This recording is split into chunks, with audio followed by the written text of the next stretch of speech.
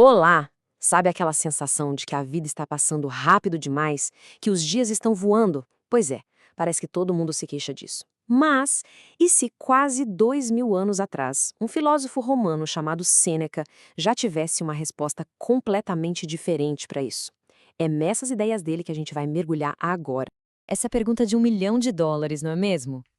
Aquele sentimento de que o tempo escorre por entre os dedos, que a gente está sempre correndo atrás do relógio, é uma ansiedade que a gente pensa que é super moderna, coisa do nosso século, mas na verdade ela é bem antiga.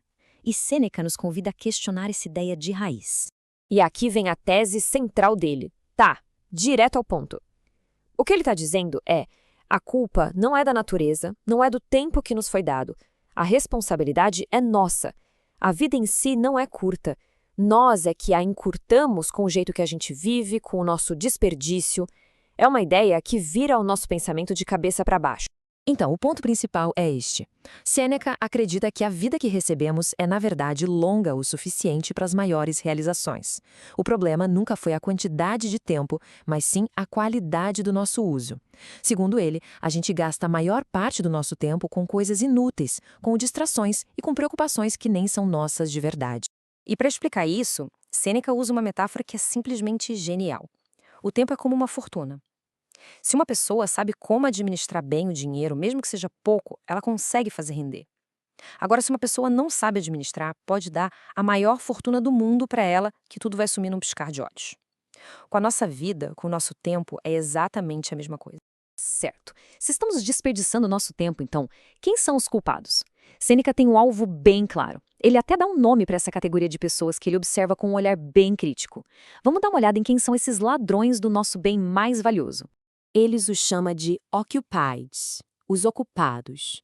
E essa definição soa assustadoramente familiar, não acha? São aquelas pessoas que vivem numa correria sem fim, sempre a serviço de alguma coisa ou de alguém, do trabalho, das obrigações, das expectativas dos outros. Elas pertencem a todo mundo, menos a si mesmas. E as características são bem claras, olha só.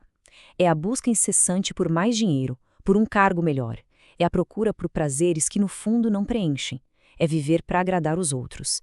Mas o traço mais trágico de todos é este aqui, o constante adiamento da vida. Essas pessoas estão sempre ocupadas em viver, se preparando para a vida, mas nunca vivem de verdade. Essa citação aqui é um soco no estômago. Porque vamos ser sinceros, quem nunca pensou algo parecido? Ah, quando eu me aposentar, eu vou relaxar. Quando as crianças crescerem, aí sim eu vou cuidar de mim. E Sêneca vem e questiona na lata. Que garantia existe de que esse futuro vai chegar? Por que deixar a vida de verdade para um amanhã que talvez nem exista? Agora, a gente vai para uma das observações mais geniais de Sêneca. Ele aponta para uma contradição, um paradoxo muito estranho na forma como a gente valoriza as coisas, principalmente o nosso tempo, em comparação com as nossas posses. E o paradoxo é fascinante. A gente é super protetor com o nosso dinheiro, com nossas coisas. Ninguém aceitaria que um estranho pegasse um pedaço do seu terreno, por exemplo. Mas, com o nosso tempo, com o tempo a gente é incrivelmente descuidado. A gente deixa qualquer um invadir nossa vida, roubar minutos e horas com conversas vazias, com preocupações inúteis. É muito estranho se a gente parar para pensar. E aqui está o ponto central. Dinheiro se perde e se ganha de novo. Propriedades podem ser reconstruídas, mas e o tempo? Cada segundo que passa, já era. Foi embora para sempre. É o nosso recurso mais finito, o único que é totalmente insubstituível. E mesmo assim a gente trata como se fosse infinito. Ok, o diagnóstico do problema está bem claro, mas Sêneca não para por aí. Ele não fica só na crítica, ele oferece uma solução, um caminho para, nas palavras dele, prolongar a vida. E a resposta não está em nenhuma poção mágica, e sim na sabedoria. Para Sêneca, a pessoa que busca a sabedoria se torna uma espécie de mestre do tempo. Ela não vive só naquele presente que escapa a todo momento. Ela consegue abraçar as 3 dimensões do tempo. Olha para o passado não com arrependimento, mas com gratidão. Vive o presente com atenção total e encara o futuro não com ansiedade, mas com calma, com serenidade. A grande vantagem da sabedoria é que ela permite que a gente vá além da nossa própria vida limitada. Ao ler os clássicos, ao estudar as grandes mentes da história, é como se a gente pudesse conversar com elas. É como adicionar à sabedoria de Sócrates, de Aristóteles, de Zenão, a nossa própria vida. A vida de quem busca o saber não se limita aos seus próprios anos. Ela se enriquece com a sabedoria de séculos.